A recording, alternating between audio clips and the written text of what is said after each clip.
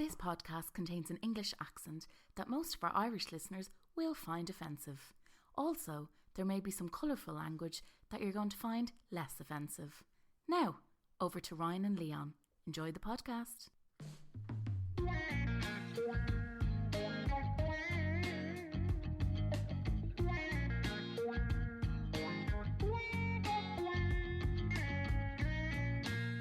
Welcome all. We have decided, through our own interpretation of thinking and critical analysis, genius, to our own genius, through humble genius, we've decided to, our back catalogue, our front catalogue, our upstairs, downstairs, around the town catalogue. Yeah, we're going to give you something very special. A best of. And now that's what I call poetry. Like a compilation album. Like a top of the pops. Yeah. We're like a top of the poets pops. You know? Exactly. We've been doing this for the last maybe 4 or 5 months. Yeah. And we're having such a good time, such a lovely time recording and giving you these poems. We thought it would be good because we've had new listeners come along with us as well on the journey to give you our favourite pieces of work. You're telling me that people aren't listening to every single episode? I'd say there aren't many people listening to our EP episode. I've listened to every single one. Yeah, because you're an egomaniac. As so am I. A humble ego, at least. Very modest in my. Probably the most modest person we know. Yeah, we all want to write our own reviews, pal. But we just wanted to give you a little something different. Yeah. So we've done it. So what you're going to listen to now is the best of the Poetry Dead podcast so far, and we're going to be back next week for a nice little stretch into the winter, helping you through the colder months, with the warmth of spoken word poems, like a cup of fucking Ovaltine. Yeah, so you fucking enjoy. Yeah, you will, or what? Or what? Enjoy this. Say nothing. Right, enjoy it. Oscar Wilde. Oh yeah, Oscar Wilde. Oscar Wilde, part of, I think, everybody's literary, like from the dawn of when you could read anything, read words. I think he's. Yeah. We all know, and we all have read something from Oscar Wilde. He's just known as we've read a poem about Oscar Wilde on the podcast before. The one from Brendan Behan. Oscar, and The Young Prince of Sin, which is pretty much what he was like. He lived up to that name so well, and. But obviously he didn't just write poetry, but he wrote, obviously there's like the picture of Dorian Gray, he wrote books. Then when he had children, he started writing children's stories. You've got like The Happy Prince, and they're a fantastic collection of short stories for kids. Like, so he wrote in all different kinds of mediums. And then obviously you have, like, say, his kind of other side where, like, back in the day he wasn't able to be who he truly was. And I mean, no one could, I guess, back then. If you were a little bit different, or... It was the Victorian era. Everyone was, like fucking the Tin Man out of the Wizard of Oz. They were like not able to do anything. You know, you couldn't even have a fart for about 50 years without being jailed for it. Do you know what I mean? Yeah. So he was jailed, obviously, in Reading jail, for homosexuality because he was caught. I always wonder who, like, court. Like, what does this mean? Court, like.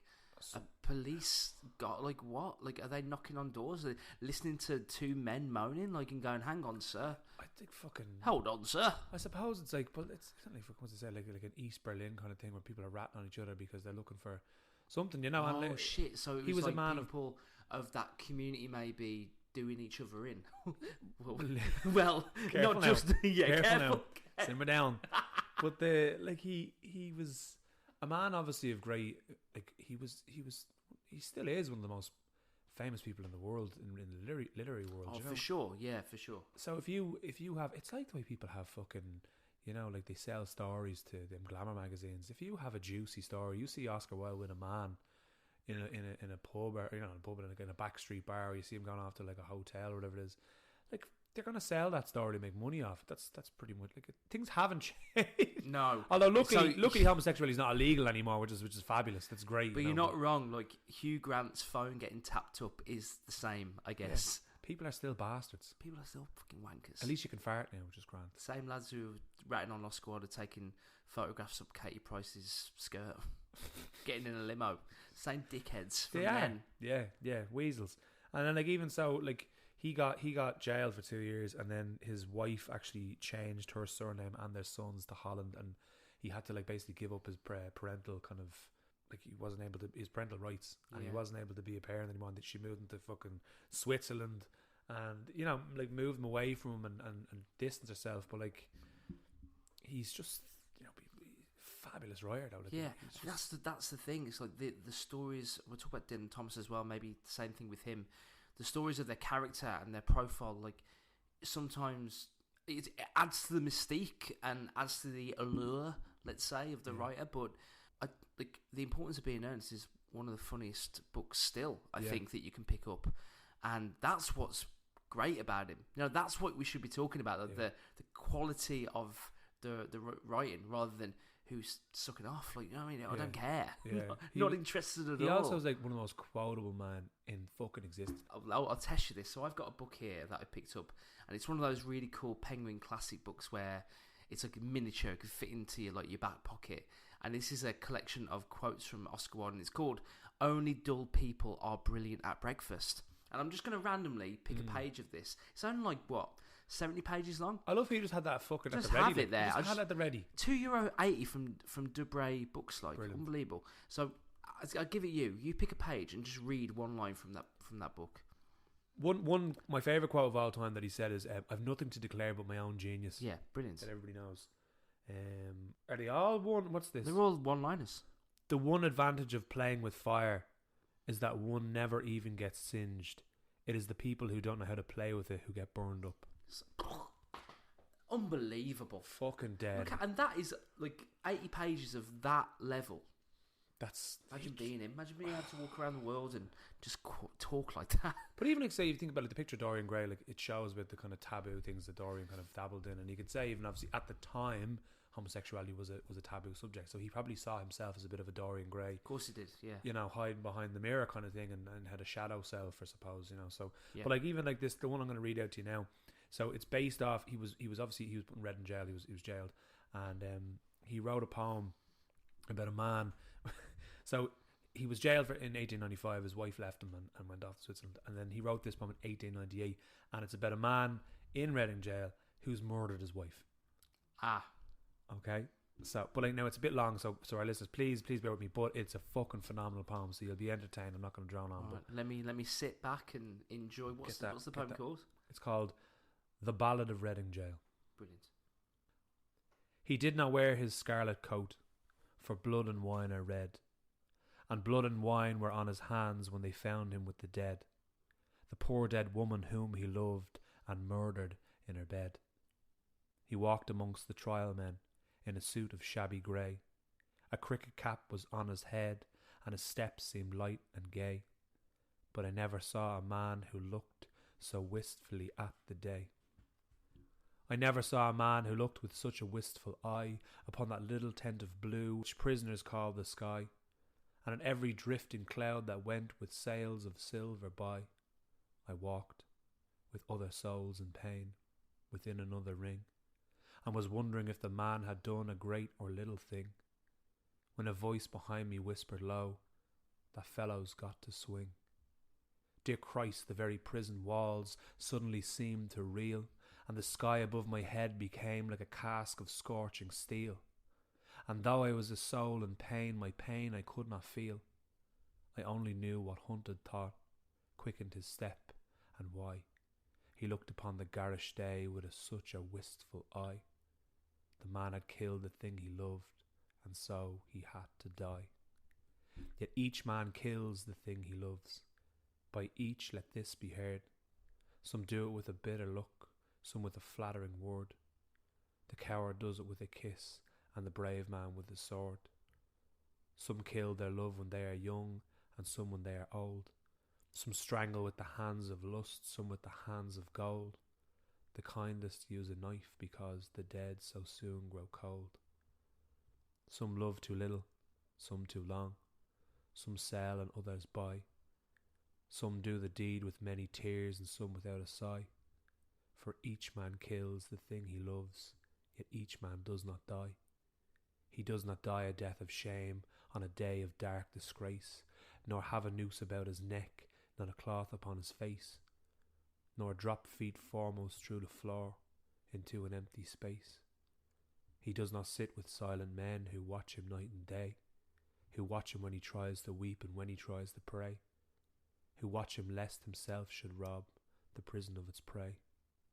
He does not wake at dawn to see dread figures throng his room, the shivering chaplain robed in white, the sheriff stern with gloom, and the governor all in shiny black with the yellow face of doom. He does not rise in piteous haste to put on convict clothes, while some coarse-mouthed doctor gloats and notes each new and nerve-twitched pose, fingering a watch whose little ticks are like horrible hammer blows. He does not know that sickening thirst that sand one's throat before the hangman with his gardener's gloves slips through the padded door and binds one with 3 leathern thongs that the throat may thirst no more. He does not bend his head to hear the burial office read, nor while the terror of his soul tells him he is not dead, cross his own coffin as he moves into the hideous shed. He does not stare upon the air through a little roof of glass. He does not pray with lips of clay for his agony to pass, nor feel upon his shuddering cheek the kiss of Caiaphas.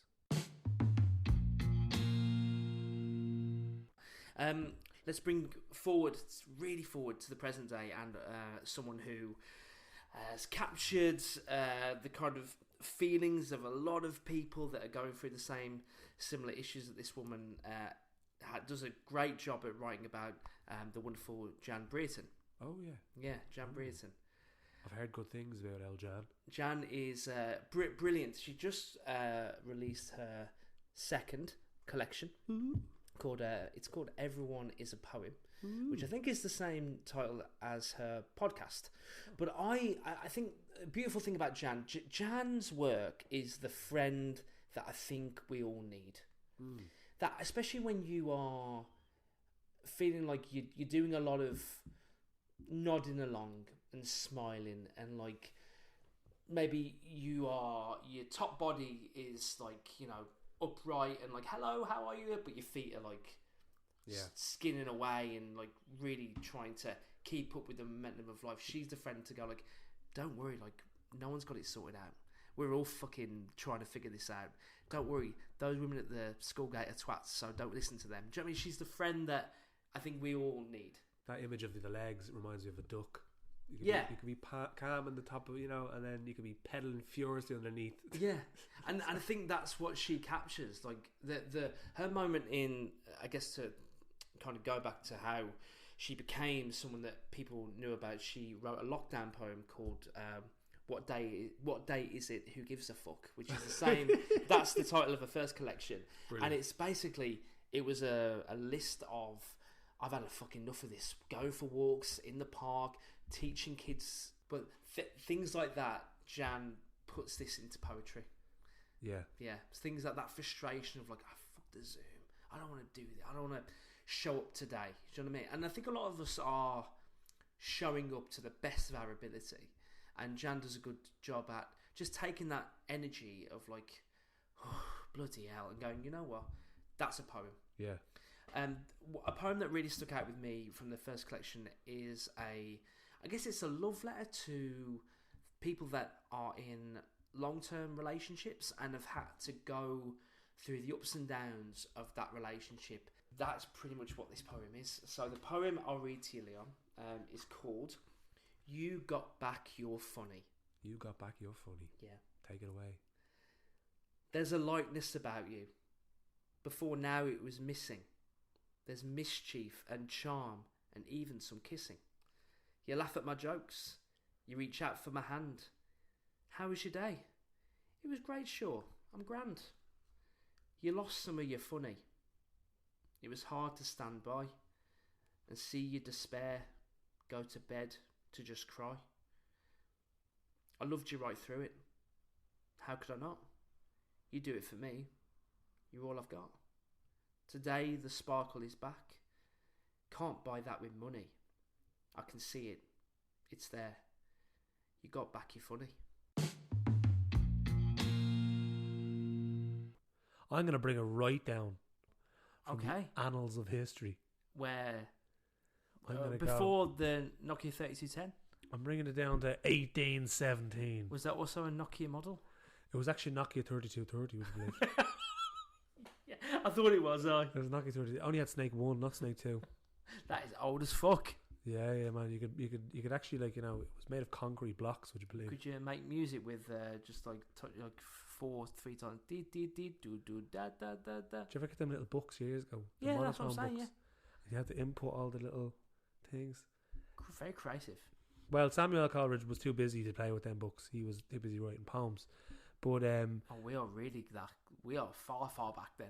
oh, we are, yeah. Well, hell. he was one of the Romantics. So he helped start the Romantic kind of movement in Britain, and very interesting life. He was friends with a lot of literary people at the time. So, like, say, like, There was a scene. well, John Keats. Like, John Keats was, like, you know, they moved in the same circles. Wordsworth and all of that as well, or Wordsworth. I was only reading John Keats yesterday. Yeah. I picked up one of those brilliant Penguin Classics. Penguin Classics, and they do these like really like they're about like the size of your palm. They're about £3, and it was the Saint Ives poem. It's a long story. It's a short story really. It's like a novella. But okay, so he was his mate basically. Well, Wordsworth and all, they all moved in the same circles. They're all that kind of upper echelon of academic thought, we'll say. But he had a very interesting life and ups and downs. Became an opium addict, and he was addicted to opium, and they tried to kind of control that and stuff like that. And from his opium addiction, he actually suffered terrible constipation. And this is a direct quote from Wikipedia. Now, this isn't me, but it says that he had to regularly get enemas to drain things. Yeah, and it says the thing was natural enemas, humiliating enemas. That's what Wikipedia said about. That would suggest he's doing it in public. How can you have in the town square? He's squatting in the city centre. What do you mean embarrassing? I imagine like he's obviously part of the upper class gentry, so it's probably in like the drawing room. yeah. Sorry, old boy, the billiards needs to stop. I need to shit myself. Load me a pipe there, Mildred, please. I'm just going to get my enema now. Children, look away, play some piano. Child, stare at the wall. Dinner be served in 20 minutes. Just going to close the room. Anyway, back to the culture, back to the... Oh, God, it nearly killed me there. Let's come to the present day and someone who... I guess someone who we all knew from music and maybe like rockabilly music, maybe this person before, and now has turned something into more of a... just the voice of female poetry in Ireland, would you say, Imelda May? She released a volume of poetry, A Lick and a Promise. What a fucking name. It's already got me hooked. That's what we were all looking for, isn't it? It's got me. There's a little quote at the start. Quick, she said, have a lick and a promise, then ran out the door in a flurry. What a way to fucking start. That's the and there's some amazing illustrations in this book. And it's done by Dee Mulrooney and like forward by Roddy Doyle, but like these illustrations are unreal. They're like kind of simple line drawn. Just looking at them there, yeah. But like they're brilliant. Have a little flick through. We have a little flick through after. It reminds me of the first Rupi Kaur. Have you heard of Rupi Kaur? I haven't. Milk and Honey. Oh. I think Rupi Kaur, one of the first like successful self-published poets of our time, maybe. And the drawings are really similar, simple, pencil, gorgeous. Like beautiful golden snake on the cover and stuff like that, and then some kind of like Irish old Celtic runes, kind of, and it's just unreal. But there's a poem that I've kind of it sticks out now. There's a wonderful rendition from the main woman herself on YouTube. You can find Imelda May reading this poem herself, and there's beautiful kind of gospel music in the background, and she's got that beautiful kind of voice, the husky voice. So. Yeah. But I'm going to try attempt to read it. So it's called The Liberty Bell, and it's kind of like a contemporary, the way I kind of see it, a contemporary Molly Malone, I suppose. Okay. Like kind of rough and ready, but like stands around, strong, independent kind of woman, you know. So Liberties people, basically, strong, independent people. I always say you're not from Dublin if your nanny didn't come from the Liberties, because all Dublin nannies are like made of cast iron. Yeah, they are. You know? So, but this is the Liberty Bell. She's like no one you've met before. A rare little flower, a precious stone, unpolished, upturned, gritty, and growing up. She's resilient in the shade of adversity, rebellious in the face of a threat, amiable, changeable. You like her till she knocks your block off. If you step on her once cobbled toes that they stole, that they sold, like her rights from under her stout-tipped nose. Her sons fought and died, gave their lives, as her daughters heavily bled. In back streets from dim-lit desperate deeds, drugs blackened their teeth. But her spirit, her mind, is blindingly bright, and a beautiful sight to behold, and her heart has been broken, bruised, dropped, used up. She's suffered taunts, been ridiculed and labelled by fools. So when you pick her up, don't patronise her. Talk to her. Look her straight in the eye, and see her glory blind you sideways, front ways, every bleeding way. She's a handsome one, but don't drench her in praise. That makes her squirm beyond their pale confine. Let her rise with a pride that can only be earned from the life she has given to those who have lived within her. She's in my blood, she's in my core, she is me and I am her, she is free, she's a fine thing. But not your thing nor my thing, not a nun nor a mall. Between you, me and the wall, that lady taking liberties, she's the belle of the ball. I heard a rumour. This seems to be quite common with you. I've heard a rumour. Yeah, this could be complete, absolute horse manure, but I heard a rumour yeah. that if somebody dies in Sweden, that they have to wait for the funeral for, I think it's a month to 6 weeks, because there's an overabundance of affairs. Oh. So it has to give any children to come out of the woodwork to attend the funeral. As I said, could be a vicious rumour. But that's fucking mad. If that is true. If that's true, maybe we should probably ask. Might get Josephine to confirm that for us. Josephine, yeah, we'll ask her. She'd know. So. Not just sharing that, man. Fucking hell, that's mental. Anyway. It's mad how the world treats funerals differently. Like, I always say to my partner, like, funerals in Ireland, I've never been to one, but I've been to two in England. Yeah. The England funerals are basically wham bam, thank you ma'am. Like, go to the crematory wherever it is, throw them away, and then maybe have throw them, like, do you know what I mean? And then have a sandwich maybe at the rugby club and go home. But the Irish funerals go on for days. Days. Do you want to hear a fact about the Irish funerals? Yeah. So, I'm sure you're familiar with the drink Puchin. Yeah. Puchin, for anyone who does not know, is like Irish moonshine.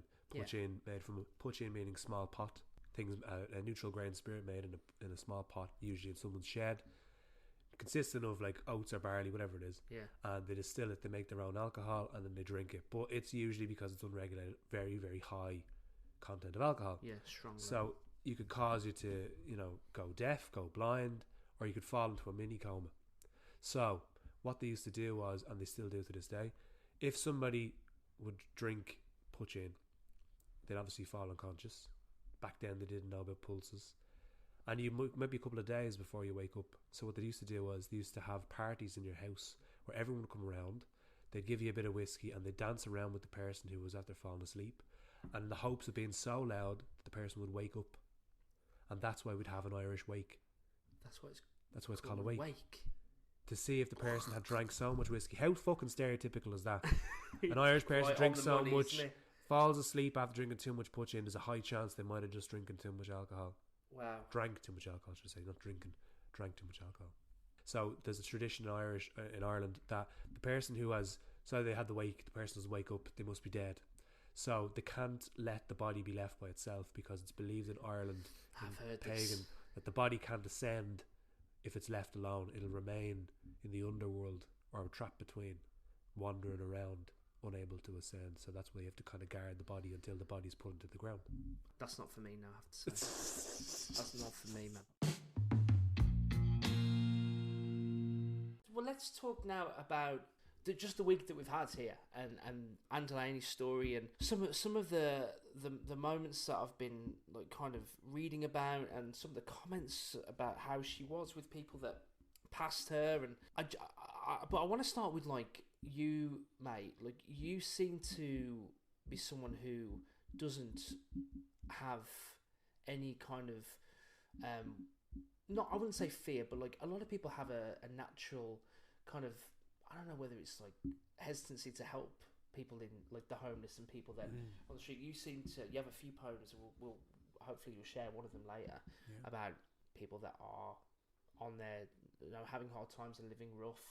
I want to find a bit more about what you think about that like human, I wouldn't say it's even human, it's inhuman really, that kind of disposition, that kind of gap that people like to leave between the people that sleep rough and the homeless. And I think that it's easier to see them as non-entities than to look at someone in such tragic circumstances and see them as a human being and think that that's somebody's daughter or son, someone's ma, someone's dad, it's easier to kind of say, well, they're on drugs and they're down and outs and it's their choice, rather than a cataclysm of circumstances that have kind of come together, or a freak tragedy that one thing might have happened in their life that might have spurned this spiral.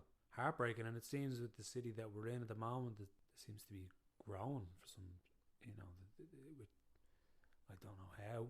I think, our economy seems to be doing all right, but yet there's more homeless people than ever, and it's heartbreaking to see, But I think that's a really profound thing to say, that not ignorance is bliss, but having that trigger of, well, it's nothing to do with me, because they've done something wrong, they've made a bad choice. They've made a bad choice is like a narrative that we think like they could have chosen the light, but they didn't, and so that means that they're not part of my world. They're in another world, an underworld even, of like a class that I don't need to even say hello to or speak to. But there's an interesting thing you said there. It's like people see as if it's a choice, and it's not a choice. No. For many, many people, they're born into a world that everything is stacked against them, and it's not a choice. No. Very, very tough. And I guess like the stories that we've been hearing about Anne Delaney, like she found great love in giving people that helped her notes. And if you're seeing this, but Instagram and Facebook, a ton of people saying that, like, I met Anne once, she was so lovely, she gave me a poem. She wrote me a poem once, I still have it. Even some guy said that my nanny has a poem in her house that she wrote her. No way. Yeah. Isn't that incredible?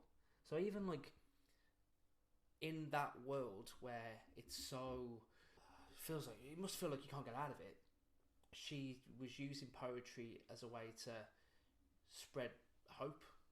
Somebody who's in such certain kind of circumstances, and like poetry can be a beacon of hope. Yeah. A small gesture. Woman who was given the change out of someone's pocket and was given, in return she gives something back.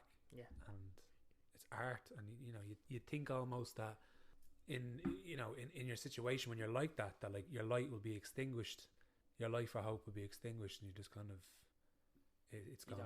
You don't have any light. There's no light left, and yet she still kept that kind of flame burning a little bit by this little gesture of kind of passing on poems.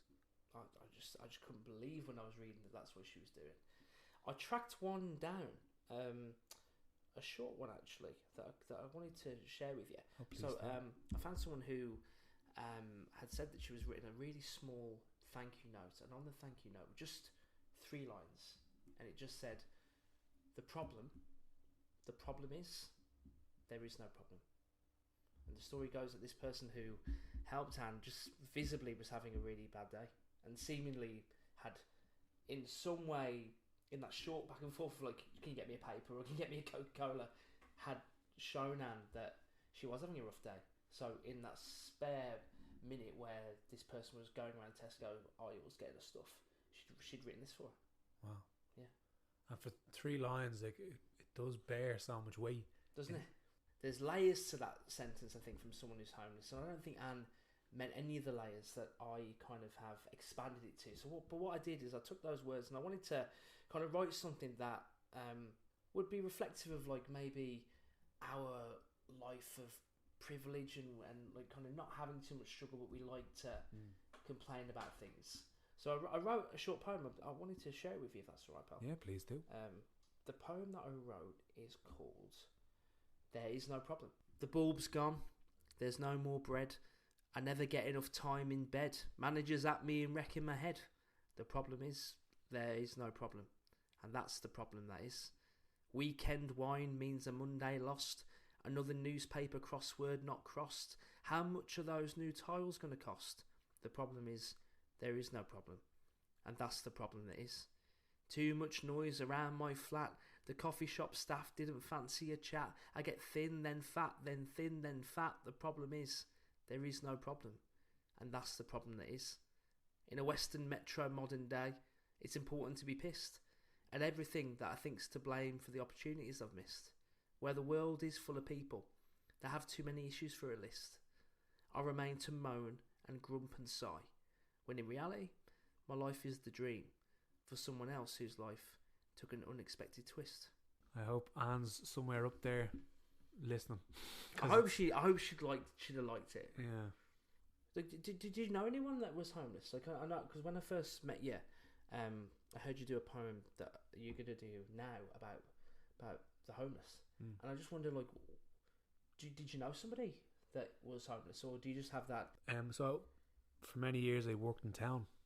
You'd see people every single day that other people wouldn't, and you'd be walking up and down the street, and there was, like, say for instance, there's one particular gentleman I'd always see, and he'd always say that he just needed a couple of euro. He was trying to get a bus to Carlow, and every time you'd see him, he was always getting that bus to Carlow, but every single time you'd see him, he looked progressively worse.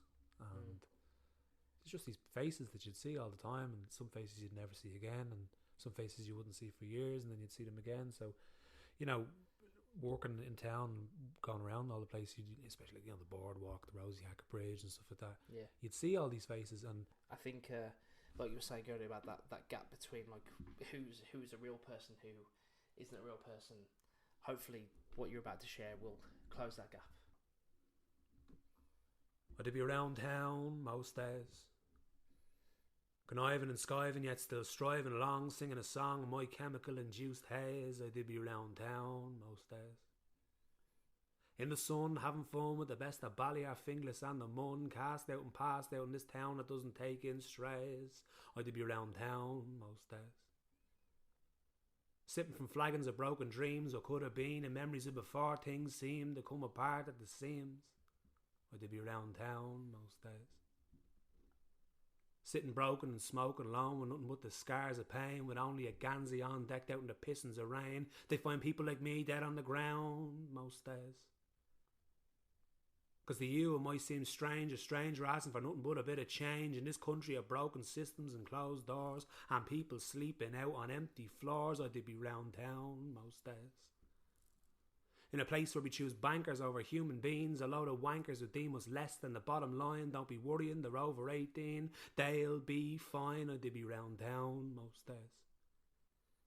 Where the hostel is so hostile that it's safer to sleep out on the streets as long as we keep away from where the politicians meet. People don't want me around most days. The young and old are all the same. But it's what we're told is the real thing to blame. It's a choice they chose this life to live with strife, to survive by needle or knife. I to be round town most days.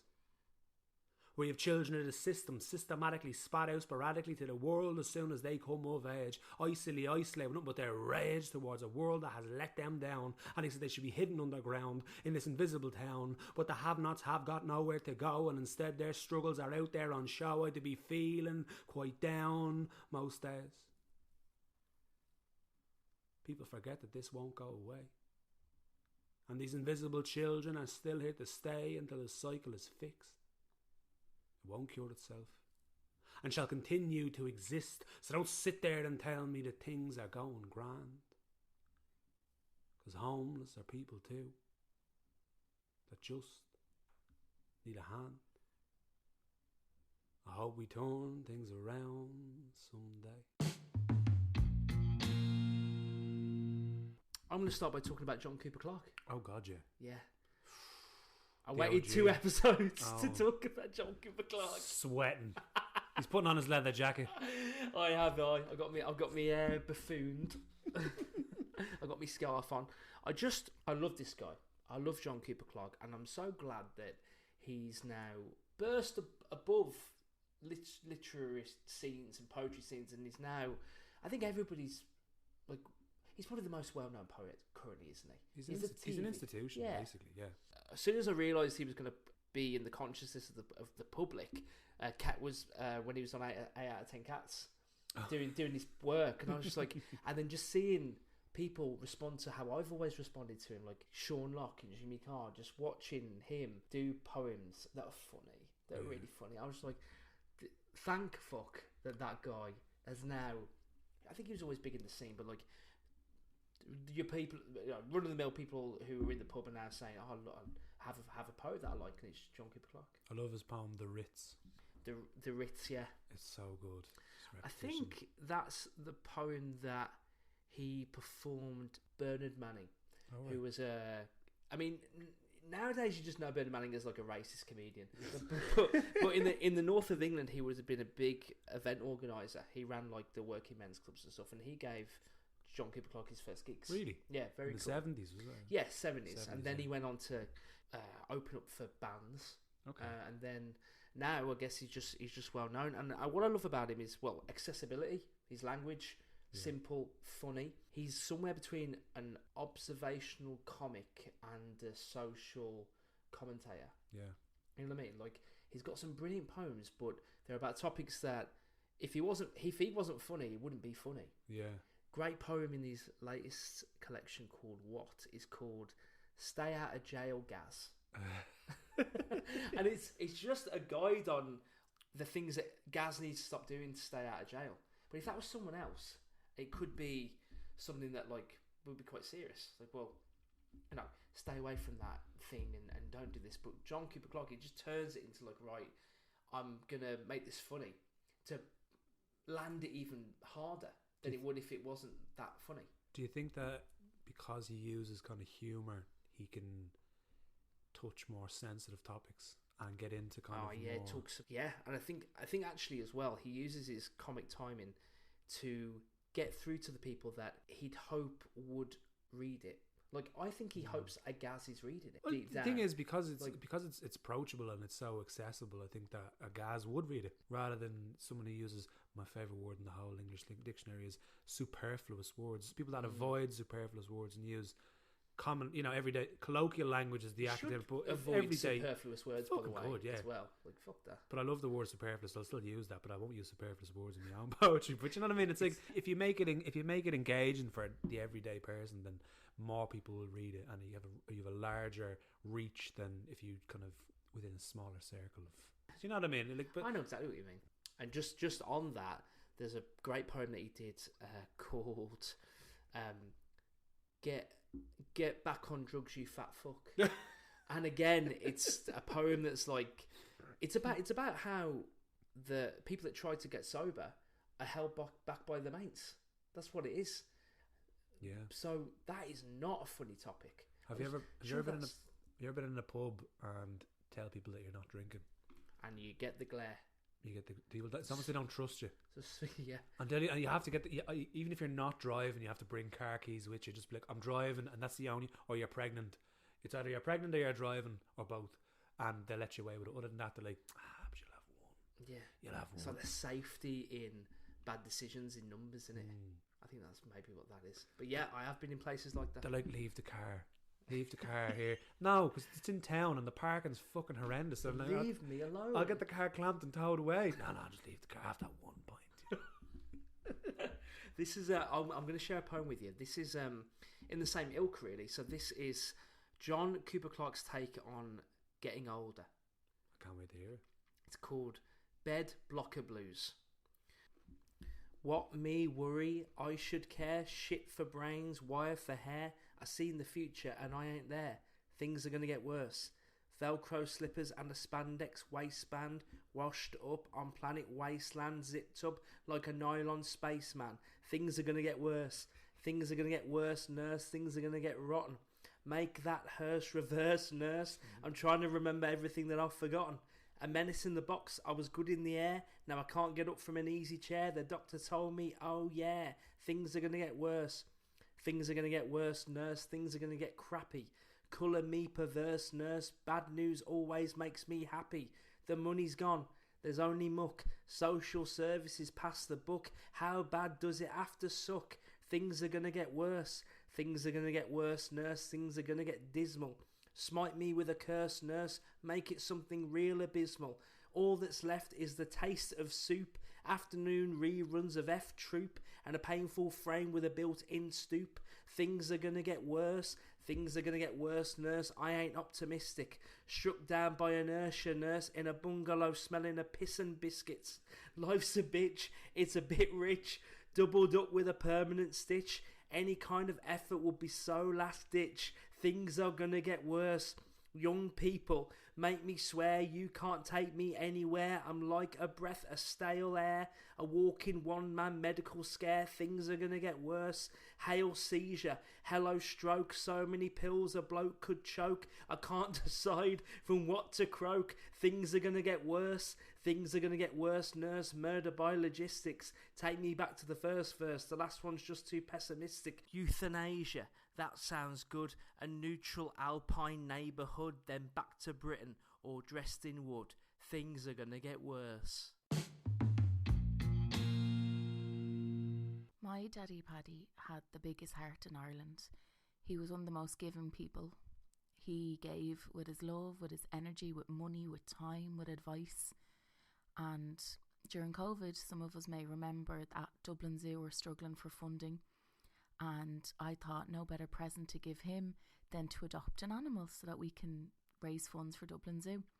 So my daddy Paddy wrote a poem and I'm going to read it out to you, and it's just called Dublin Zoo. We got the news that Dublin Zoo was in trouble. Their money was beginning to run out. COVID-19 meant they had no visitors as no one was allowed out and about. So calls went out to help fund the animals who could suffer through no fault of their own. People reacted as they only know how, through donations over the phone. My daughter tried to help in her own little way, and she bought me an adoption pack. So now a Western Lowland gorilla we adopted, a male one known as a silverback. You get a certificate of adoption and a pen, a bag, a photo amongst others, including a complimentary ticket to the zoo, so you can see all the baby animals with their mothers. He loves a good old rhyme, Daddy Paddy. And Dublin Zoo wrote back to him and said, "This is brilliant. Thanks a million for sharing this lovely poem and for supporting Save Dublin Zoo campaign." And then my wonderful father, who was not only a great poet and a great man, but he was also quite hilarious, he wrote back saying, "Thanks for keeping our animals in good shape, and also might have to call on you for some gorilla advice. He just seems to be eating everything in the house. #adoption." Always one for the funny comebacks. Poetry is such a magical thing. It can open our hearts and minds. We're so lucky on this podcast that we have Ryan and Leon exploring new poets and new territories and opening up our hearts. And I was very lucky that my daddy Paddy would write a poem in every single birthday card, and I cherish those forever. And one Father's Day in 2015, I attempted to do a poem, and I'm going to read it to you, but I have no words to describe how amazing he is. He will always be amazing to me, and I'm so grateful that I had him and that he loved me so much and made me who I am. And this one's for you, Daddy Paddy. There once was a man named Paddy, who I am lucky to have as my daddy. Some say I'm like him, good looks and non-aging skin. He's intelligent and strong, has taught me right from wrong. He's got a heart of gold, a personality that could never be sold. Thank you for everything, for creating memories here and in the sun. I think when it comes to fathers, I've definitely won. I definitely won, Daddy. And we're back. We're maniacs. And we've given you what you've wanted, even if you didn't know you wanted it. Yeah, exactly. Right? Do you know, we just talk, give the people what they want. They haven't asked for it. No. They probably don't want it. No one asked for this. Well, you're listening to it. You've made it to the end. So, like, you're already through the looking glass. Yeah, and you're more than welcome. You're more than welcome. Thanks. I hope you enjoyed it. I hope you enjoyed them. Yeah, Jesus. I certainly did. I had a great time listening I had to a great time making all this. Yeah, it's been a great year. It's been absolute shy talk central for the last couple of months. Yeah, but it's been great. It has been fun. It has been very fun. And some of you are still here. Some of you have still made it to the end. You are a true listener. You have made it to the final boss level. We're back with new poems, new content next week. So if you have poems that are up your sleeve, down your jocks, give them some air. They need it. Send us an in. It's the poetrytedpodcast@gmail.com. Instagram, drop us a line. If you've been sharing the show and we don't know, we need to know. We want to talk about it. So if you've been sending it to your granny because you think she'd like it, tell us about it, will you? But if you find a poem in your granny's jocks, please make sure you give it a wash before you slide into our DMs with it. Yeah. I think that's very sound advice. This is a place of culture. Yeah. Not nonsense. Leon, thanks for your time. Always a pleasure, never to char on, baby. See you lot next week.